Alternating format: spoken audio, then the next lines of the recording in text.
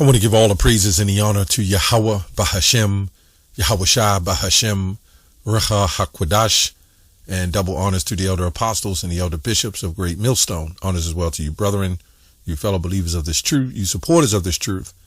Shalom to you, sisters, and shalom to the elect. So anyway, brother sent me this video, Judah Tribe sent me this video of these, and this woman on here, I've seen several of her videos exposing the Christian church. Now, before I go more into the Christian church, well, let me say when I start, whenever a Hebrew Israelite does something wicked or does something off, that's even against our doctrine, what we believe, or does something else, right? It's always the Christians will go and say, well, see, this is a Hebrew Israelite, as if they're lumping all Hebrew Israelites together. They haven't done the research now to find out, which even vocab told them, that there's different sects of Israelites, right? So we all don't teach the same doctrine. So you would think if they say getting on Sakari for going off on the law or IUIC, then you know that would exclude Great Millstone, because we never said that it's strictly the law will save you. We know it's through faith, but you follow the law, right? So when we come into this Christianity, and then I'll do the video on a Christian, and they'll say, well, not all Christians. Some fell from the faith. Some departed from the faith. The problem is Christians are now standing up defending the so-called doctrine, gospel, because we do it. So when we see this, we can be, scriptures say repay not evil for evil. But at the end of the day, I think this is West Africa Christianity. But when we do the research and we find that there's a whole lot of adultery and witchcraft and various other things going on in the churches, like adultery, molestation. I mean, the man was caught in a youth pastor was caught in the back of the car with a young man naked. So, and this is the root of Christianity. So anyway, let me get this. What I noticed in the video is how all these women, not bad looking women either, they was coming up and, well, some that I saw, the ones, they was coming up and they was bowing down on their knees and giving reference to this bishop or whoever he is. And when the brother sent me the link, he said, Bishop Nate may do this next. Who knows? We're not going to accuse him of it till it happens, but we wouldn't be surprised. So 2 Timothy 3:6, it says, for this sort, they creep into houses and leave captive silly women. Let me go up a little more on this. Let's see what it says here. This is 2 Timothy 3. And yeah, this says, in the last days, perilous times shall come, dangerous times shall come. For men shall be lovers of their own selves, and covetous, boasters, proud, blasphemers, disobedient to parents, unthankful, unholy, without natural affection, truce breakers. See, they believed the way they believed. Like most Christianity had some form of foundation of where they taught, right? Which the foundation was still wicked. It was white man's religion. But now from that wickedness, they've extended their wickedness on other levels, right? Let me go on to verse 6. It says, having a form of godliness, but denying the power thereof, from such turn away. For this sort, which are they which creep into houses and leave captive silly women, laden with sins, led away with diverse lust. This is why, and I want to bring this out. This is why the system, and I'm going to speak a little under the radar. The system has empowered the woman, and there was a reason why the House of Ruth was set up, Parent Planhood was set up, the court system is set up. Everything is geared on the destruction of Jake. So what they did is they uplifted Eve, because you can see Eve is just running children. That's all they are. They're like the majority, like 90% of these Eves that's walking around, and some of them think they're very well educated. All they're doing is regurgitating everything that they've been taught, right? So they're programmed to think a certain way and act a certain way. So this is why when you see this behavior right here, we know, and these elitists know, that the woman is the weaker vessel. So what they must do is take the strength from men and give it to the woman. And once you do that, you cause a great confusion in a community. And this is why you see a destroyed community, because the woman is not supposed to lead. But then you see this situation, and you can see that these jakes will take advantage of the situation. And you can see the power that the Bible has and the authority of a man has. And this is what they're trying to take away. This is exactly why when you see a top athlete or a top singer, they'll make them effeminate. They'll dress them in dresses and do all these things they do to them, because they need them soft, right? They do not want Jake raising up. That is a problem with them. And this is why the black conscious community, they don't have a problem with the Black Panther either.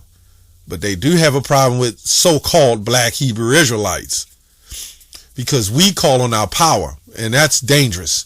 So anyway, they lead captive silly women. So laden with sins and led away with diverse lusts. So I want to read a little commentary. It says, as if he has said, there need to watch against such, because there are some of them already in the church.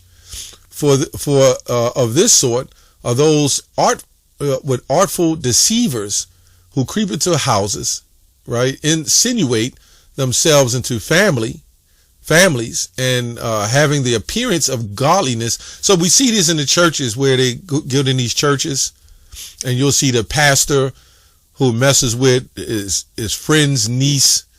And it was a situation where this family let their little daughter go to the house and live with the pastor, because they had some troubles. And the pastor was going in for the take, right? It says, lead captive silly women, okay? And have an appearance of godliness. Leave captive silly women, gain such influence over women of low rank and mean understandings as to obtain the direction of their consciences and purses, right? And this is why we see Israelite groups throw these high fly Passovers, throw a bunch of lamb and chicken around, right? And have all these dances. Well, I'll just say lamb and lamb and wine and juice and punch, right? And then they have all these parties and these ceremonies, and it looks good to the women, because the women like seeing some structure in family. But the structure in family you see in Western culture is not structure in family of what you see in our culture. So there's a big difference there, right? So it says, to gain such an influence of women of low rank and mean understanding as to obtain direction of their consciousness and purses, women who whatever pretense they may make to sanctify, and laden with sins and led away with diverse lust or desires, which these seducers know how to flatter, so as to make such persons their own property, right? So if you're a man and you got a wife, don't let her go to that Christian church, because a woman looks up to power, and that's a fact, right? All these women, I'm sure some of them are married, and then some of these men probably in the congregation, and there's nothing but women coming up and bowing down to this man. Now, in a crazy sort of sense, it's not nothing wrong with it as long as those women don't belong to anybody, but I'm saying according to their doctrine, they're going way off, because we don't know if these women are married, who they belong to. Because technically your woman can bow down to you. Your concubines can bow down to you. There's technically nothing wrong with that. There's nothing wrong with men having 5 wives bow down to them.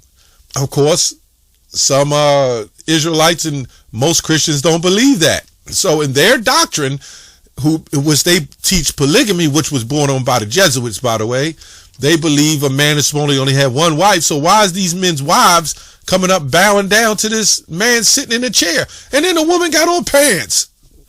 Some of them tight pants. Anyway,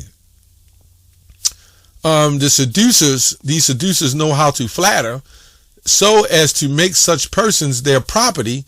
This is, so he probably like, call me daddy, right? This is the 2 subsequent verses is thought by some as prophetical description of the practices of the Romish monks and friars in the Dark Ages, which we was in the Dark Ages, who are hypocritical pretensions and extraordinary sanctity, and by auricular confection, right, and other wicked arts.